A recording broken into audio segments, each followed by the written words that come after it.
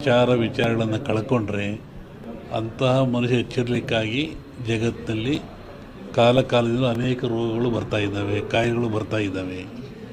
ಈ ಬರುವಂಥ ಕಾಯಿಲೆಗಳು ಮನುಷ್ಯನಿಗೆ ತಿಳುವಳಿಕೆ, ಜ್ಞಾನ, ವಿವೇಕ ಮೂಡಿಸ್ತಕ್ಕಾದೀತು.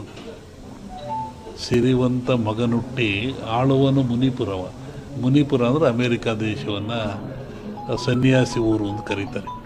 ವಿಷ್ಣು ವಾಮಾವತಾರದಲ್ಲಿ ಅಲ್ಲಿ ಅವನು ಭೂಮಿ ತುಳಿದಿದ್ದು, ಸಂಪದ್ಭರಿತ ರಾಜ. ಅದು ಸನ್ಯಾಸಿ ದಾನ ಕೊಟ್ಟದ್ದು, ಅದನ್ನು ಮುನಿಪುರ ಅಂದರು. ಆ ಮುನಿಪುರ ಒಬ್ಬ ಸಿರಿವಂತ ಹುಟ್ಟಿ ಆಳ್ತಾನೆ. ಡೊನಾಲ್ಡ್ ಯಾರ ಮನೆ ಹೋದ್ನಲ್ಲ, ಅವನು ಆಳ್ತಾನೆ. ಯುದ್ಧವಿಲ್ಲದ ಬಡಿಯೇ ಪುರವೆಲ್ಲ ಕೂಳಾದೀತು. ವಿತೌಟ್ ಬ್ಯಾಟರ್ ಜಗತ್ತು ಹಾಳಾಗಿ ಹೋಗ್ತದೆ ಅಂತ. ಹಾಗೆ ಅವನ ಕಡೆ ದಿನಗಳಲ್ಲಿ ಮಳೆಗಳು, ಬೆಳೆಗಳು ನಾಶವಾಯಿತು. ಕೊರೋನಾ ಜಾಸ್ತಿ, ಇನ್ನೂ ಜಾಸ್ತಿ ಆಗ್ತಾಯಿದೆ. ಅಂಥ ಒಂದು ಕಾಲಜ್ಞಾನದ ಸೂಚನೆ ಅದು. ಆ ದೃಷ್ಟಿಯಿಂದ ನಮ್ಮ ಈ ನಾಡಿಗೆ ನಾವು ಬರೋದಾದರೆ ಇದು ಇನ್ನೂ ಜನವರಿ ಫೆಬ್ರವರಿ ಹೇಳಕ್ಕೆ ಬರೋದಿಲ್ಲ. ನಾನು ಮೊನ್ನೆ ಹೇಳಿದ್ದಲ್ಲಿ ನಿಮ್ಮ ಇದರಲ್ಲಿ ಕಾರ್ತೀಕ ಮತ್ತು ಆಶ್ವೀಜದಲ್ಲಿ ಹಳ್ಳಿಗಳಲ್ಲಿ ಹೆಚ್ಚಾಗ್ತದೆ ಕಾಯಿಲೆ, ಇದು ಹೆಚ್ಚಾಗ್ತಾ ಇದೆ. ಆಮೇಲೆ ಇನ್ನೂ ಮಳೆ ಬರೋ ಲಕ್ಷಣಗಳು ಭಾಳ ಇದ್ದಾವೆ. ಜನಗಳಲ್ಲಿ ಅಶಾಂತಿ ಆಗ್ತಕ್ಕಂಥದ್ದು ಲಕ್ಷಣಗಳಿದ್ದಾವೆ. ಏನು ಯುಗಾದಿ ಮೇಲೆ ಇದನ್ನು ನಿರ್ಣಯಿಸಬೇಕು ಏನು ಅಂತ. ನೆಕ್ಸ್ಟು ಇನ್ನೊಂದು ಸೆಕೆಂಡ್ ಟೈಪ್ ಇದೇ ಟರ್ನ್ ಆಗ್ತಾಯಿದೆ. ಟರ್ನ್ ಇತ್ತು ಮತ್ತು ಎಲ್ಲ ಕಡೆ ರಾಟ್ಲ ಆಗ್ತಾಯಿದೆಲ್ಲ.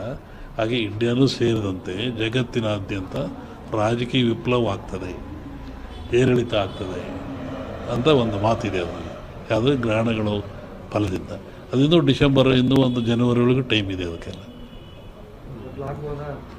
ಒಬ್ಬರು ವಿಷಯ ನಾನು ಹೇಳಲ್ಲ, ಜಗತ್ತು ರಾಜಕೀಯ ವರ್ಗದ ಬಗ್ಗೆ ವಿಪ್ಲವ ಅಂತ ಹೇಳ್ತಾರೆ.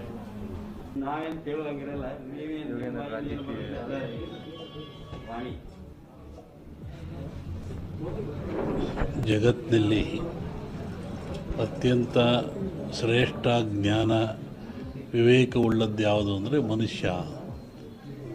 ಮನುಷ್ಯನಿಗೆ ಬುದ್ಧಿ ಇದೆ, ಜ್ಞಾನ ಇದೆ, ತಿಳುವಳಿಕೆ ಇದೆ ಅಂತ ಹೇಳ್ತಾರೆ. ಅಂಥ ಮನುಷ್ಯ ಆಗಾಗ ಅಜ್ಞಾನಕ್ಕೊಳಪಟ್ಟರೆ, ಅವಿವೇಕಕ್ಕೊಳಪಟ್ಟರೆ, ತನ್ನ ಆಚಾರ ವಿಚಾರಗಳನ್ನು ಕಳ್ಕೊಂಡ್ರೆ ಅಂತಹ ಮನುಷ್ಯ ಎಚ್ಚರಿಕೆಯಾಗಿ ಜಗತ್ತಿನಲ್ಲಿ ಕಾಲದಿಂದ ಅನೇಕ ರೋಗಗಳು ಬರ್ತಾ ಇದ್ದಾವೆ, ಕಾಯಿಲೆಗಳು ಬರ್ತಾ ಇದ್ದಾವೆ. ಈ ಬರುವಂಥ